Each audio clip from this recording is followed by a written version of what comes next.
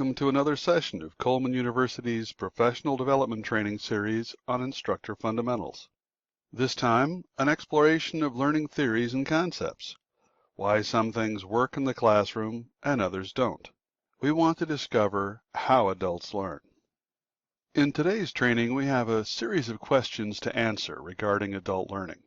We start off with a working definition of what it means to learn as an adult, and we will explore, in general, what is different about adults as learners.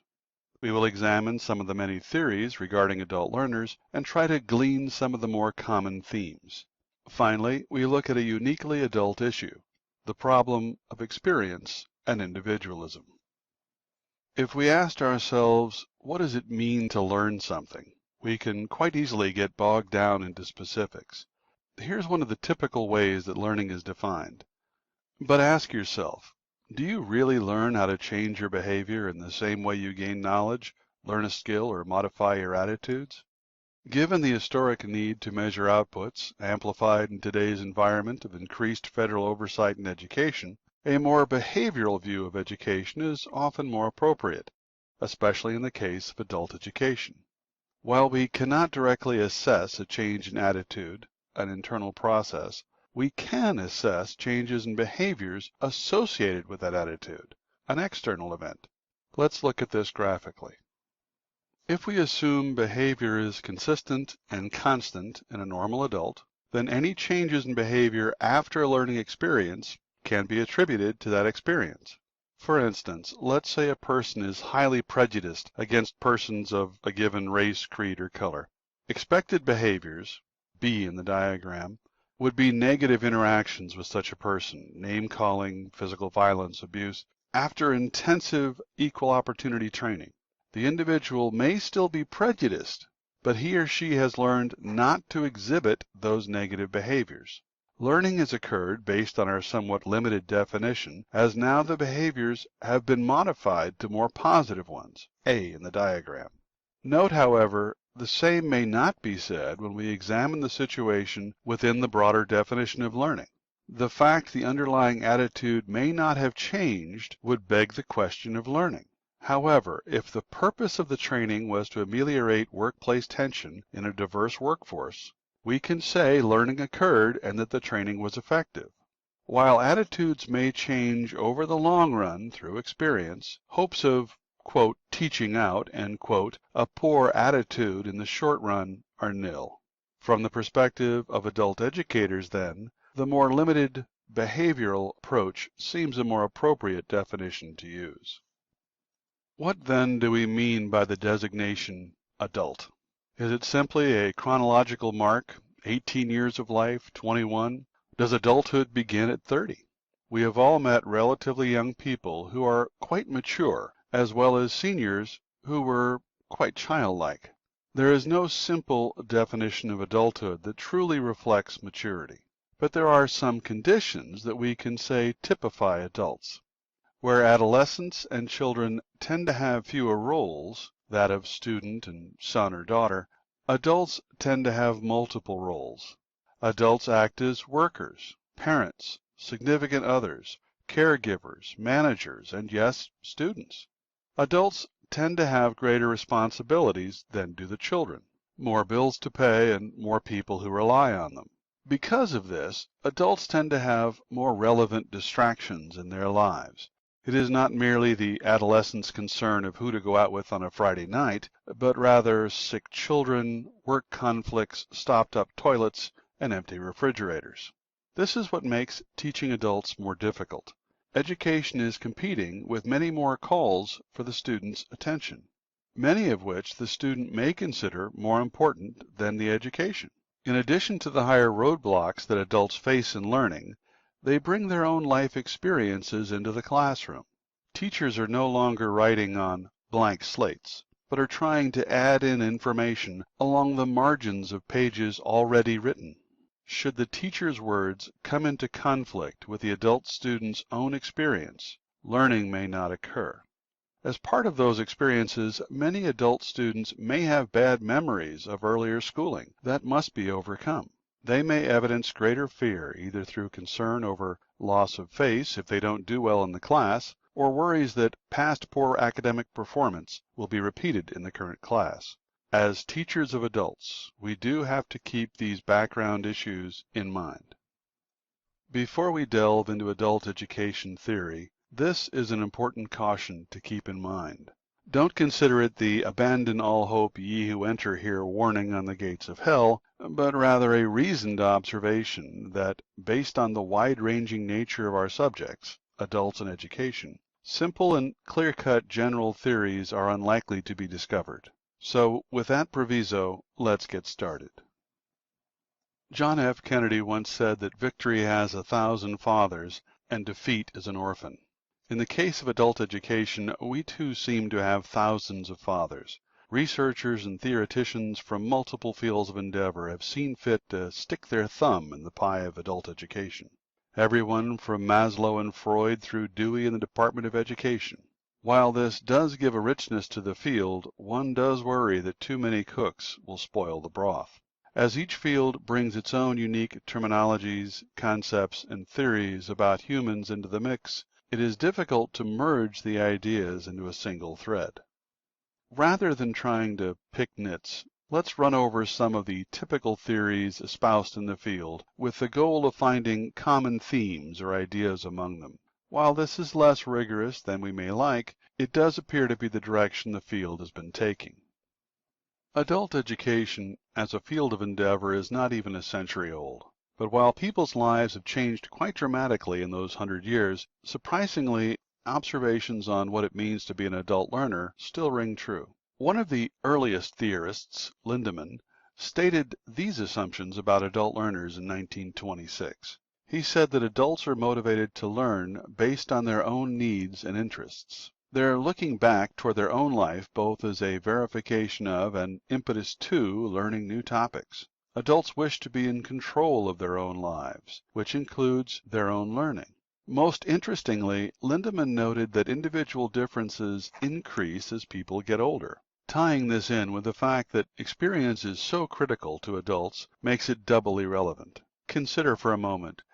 While in high school, most students are sharing common experiences. Same homerooms, same football games, same food, same town. Even if one happens to be a jock and the other a stoner, 80% of their experiences are common. Fast forward 20 years, however, one may have gone through traditional four-year university and has been a manager of a large firm for 16 years with a trophy spouse and no children. The other may have served in a war zone, come home, married his childhood sweetheart, had 3 kids, got divorced, and now repairs motorcycles for a living. The life experiences and the approach to education that these two would have are likely to be dramatically different at this point in time because of those life experiences. It is reasonable to assume that as they age, the disparity will grow even larger.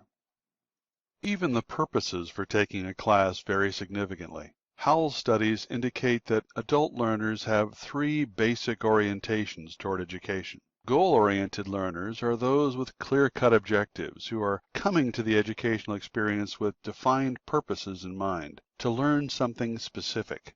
This laser focus may make it difficult to teach them material that is not directly related to their goal. Those with a learning orientation are the classic avid reader student who loves learning for its own sake. Learning to them has almost become a hobby. In their case, the difficulty is keeping them focused on the topic, as they will tend to follow whatever interesting paths they stumble upon.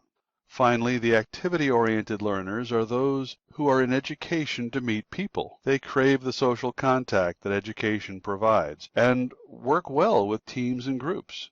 Adult learners with this orientation are not likely to succeed in independent online studies. It is important for us to understand what is bringing the adult student into our classroom.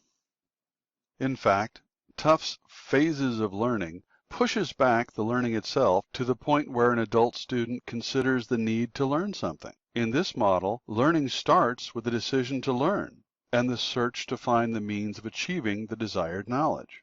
In the second step, the learner has to choose a, quote, planner, end quote, that is a method to learn, be it a classroom, a tutor, a book, a video, or even an online class.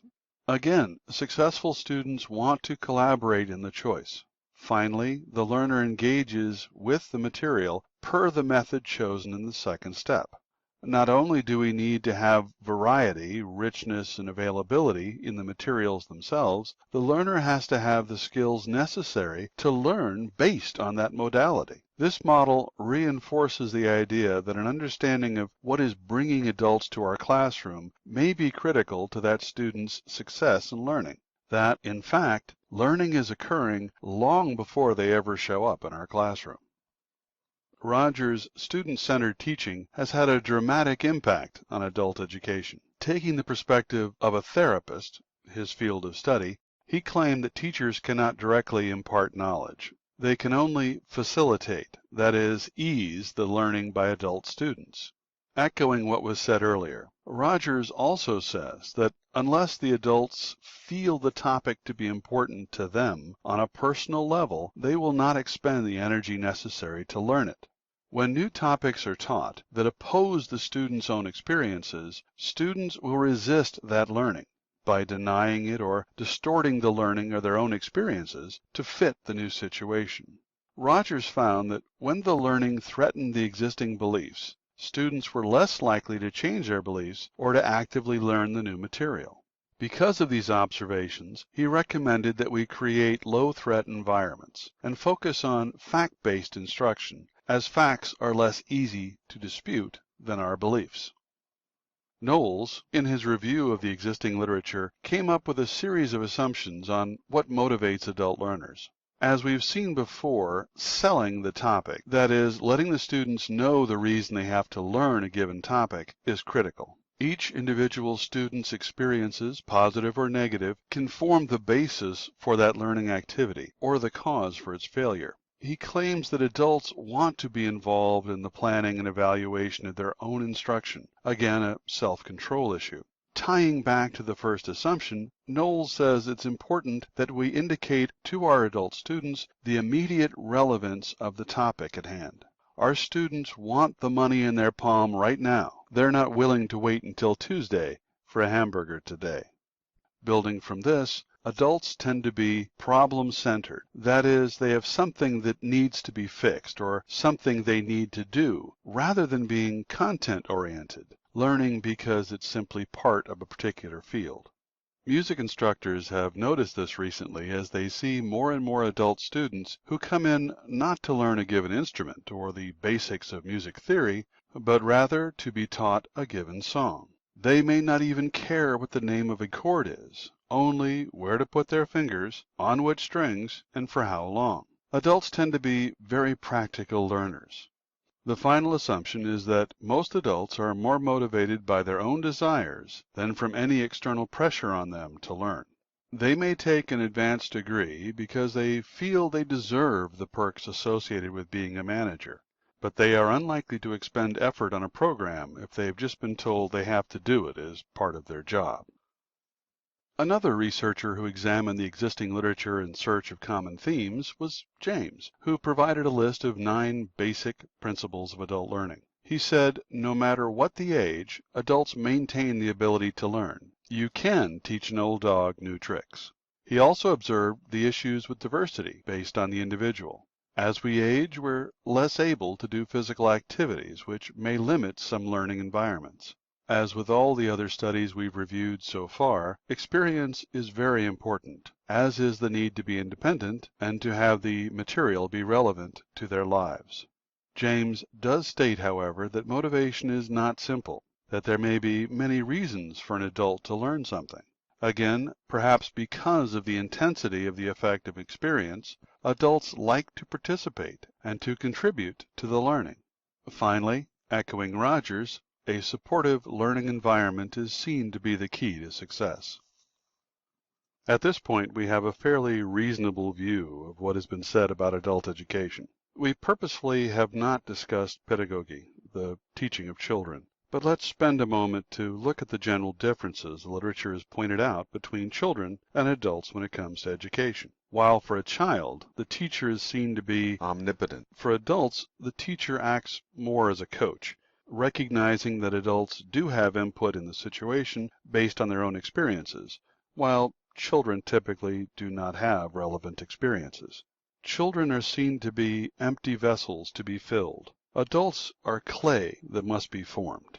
Where children have little input regarding what to learn or how to learn it, adults want a say in what goes on, based on their own life experiences, and expect direct application of the learning in their daily lives. Children show up and are assumed to be ready to learn. Adults may show up, but the instructor needs to prove that their time spent learning the topic is worthwhile. Kids are taught general subjects like English, math, and Spanish. And while we may still try to teach adults subjects, what they really want to learn is what is necessary to solve problems in their lives. Adults don't want to learn French, the language. They want to be able to order a meal in a French restaurant without having the waiters laugh at them. Their motivations are internal rather than the external and forced motivations faced by children. Where kids are taught theory and forced to practice to remember that theory, adults prefer to see direct application, where the relevance is instantly apparent.